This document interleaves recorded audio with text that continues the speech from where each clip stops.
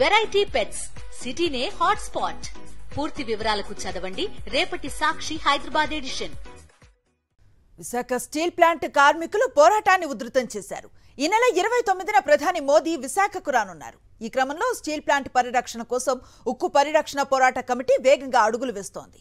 రేపు పౌర గ్రంథాలయంలో రాజకీయ పార్టీల నేతలతో రౌండ్ టేబుల్ సమావేశం నిర్వహించనున్నారు. ఇప్పటికే 15 పార్టీల నేతలకు ఆహ్వానాన్ని పంపింది పోరాట కమిటీ.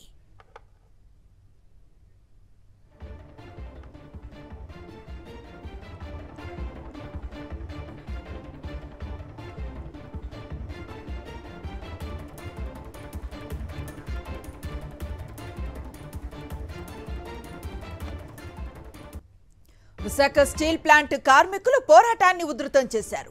ఈ నెల 29న ప్రధాని మోదీ విశాఖకు రానున్నారు. ఈ క్రమంలో స్టీల్ ప్లాంట్ పరిరక్షణ కోసం ఉక్కు పరిరక్షణ పోరాట కమిటీ వేగంగా అడుగులు వేస్తోంది. రేపు పౌర గ్రంథాలయంలో రాజకీయ పార్టీల నేతలతో రౌండ్ టేబుల్ సమావేశాన్ని నిర్వహించనున్నారు. ఇప్పటికే 15 పార్టీల నేతలకు ఆహ్వానం పంపింది పోరాట కమిటీ. రౌండ్ టేబుల్ సమావేశంలో ఏకగ్రీవ తీర్మానాన్ని చేసేందుకు ప్రణాళికలను రూపొందిస్తోంది.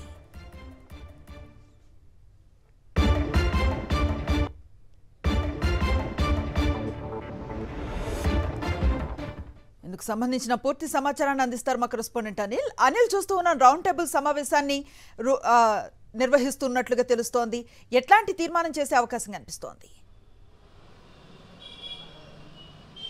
ఖచ్చితంగా విశాఖ ఉక్కు పరిశ్రమ పరిరక్షణ కోసం అన్ని రాజకీయ పార్టీలకు సంబంధించినటువంటి నేతలందరితో కలిసి పరిరక్షణ కోసం తీర్మానం చేసేటువంటి అవకాశం అయితే స్పష్టంగా కనపడుతుంది. ఇప్పటికే 15 రాజకీయ పార్టీలకు ఆహ్వానం కూడా పోరాట కమిటీ పంపడం జరిగింది. ఆ మేరకు ఆయా పార్టీలకు సంబంధించినటువంటి జిల్లా పార్టీ అధ్యక్షులు కావచ్చు, లేకపోతే కీలక నేతలు ఈ రౌండ్ టేబుల్ సమావేశానికి హాజరు కావాలని చెప్పి ఇప్పటికే విశాఖ ఉక్కు పరిరక్షణ పోరాట కమిటీ విజ్ఞప్తి చేసింది. అయితే రేపు మధ్యాహ్నం 2 గంటలకు విశాఖ పబ్లిక్ లైబ్రరీలో ఈ రౌండ్ టేబుల్ సమావేశం ప్రారంభం కాబోతోంది. ఈ సమావేశానికి ఏర్పాట్లు కూడా పూర్తి స్థాయిలో చేస్తున్నటువంటి సిచ్యువేషన్స్ అయితే కనబడుతున్నాయి.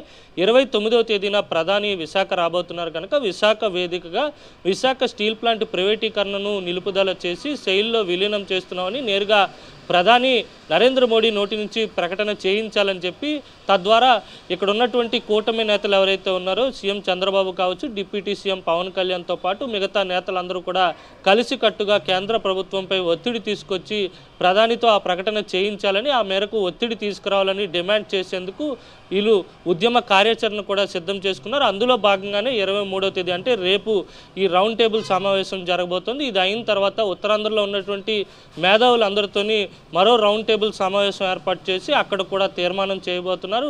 ఏకగ్రీవంగా విశాఖ ఉక్కు పరిరక్షణ కోసం వీరంతా కూడా కట్టుబడి ఉన్నామనే తీర్మానం చేసి ఆ తీర్మానాన్ని కేంద్ర రాష్ట్ర ప్రభుత్వాలకి పంపించేటువంటి ప్రయత్నం కూడా చేయబోతున్నారు. మరోవైపు పాత గాజువాక నుంచి కొత్త గాజువాక వరకు భారీ ర్యాలీ నిర్వహించబోతున్నారు. 28వ తేదీన ఉదయం 8 గంటల నుంచి 34 గంటల పాటు అంటే ప్రధాని విశాఖ వచ్చేటువంటి క్రమంలో కూడా విశాఖ ఉక్కు పరిరక్షణ పోరాట కమిటీ అంతా కూడా దీక్షలో ఉంటుంది. దీక్షలో ఉంటుండగానే ప్రధాని ప్రకటన చేయాలనేది వారి ప్రధానమైనటువంటి డిమాండ్. ఇప్పటికే రాష్ట్ర ప్రభుత్వ పెద్దలకు కూడా సమాచారం అందించారు.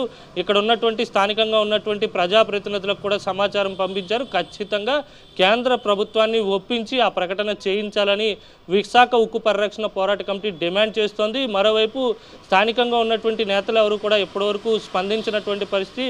ఎమ్మెల్యే పల్లా శ్రీనివాస్ కావచ్చు, అలాగే ఎంపీ శ్రీభరత్ కూడా ఈ అంశానికి సంబంధించి ఎక్కడా కూడా మాట్లాడడం లేదు. రేపు రౌండ్ టేబుల్ సమావేశానికి వస్తారా లేదా అనేది కూడా వేచి చూడాల్సి ఉంది. పెద్ద ఎత్తున డిమాండ్ అయితే లేవనెత్తినటువంటి నేపథ్యంలోనే ఒకవేళ 29వ తేదీన ప్రధాని ప్రకటన చేయకపోతే కనుక పోరాటాన్ని మరింత ఉధృతం చేసి రాష్ట్ర వ్యాప్తంగా ఉన్నటువంటి అన్ని అఖిలపక్ష కార్మిక సంఘాలు, అలాగే మహిళా సంఘాలు, విద్యార్థి సంఘాలతో పాటు పెద్ద ఎత్తున రాష్ట్ర వ్యాప్త ఉద్యమానికి కూడా సిద్ధమవుతామని కార్మిక సంఘాల నేతలైతే మాత్రం ప్రకటిస్తున్నటువంటి పరిస్థితి స్పష్టంగా కనపడతా ఉంది. Right, thank you Anil.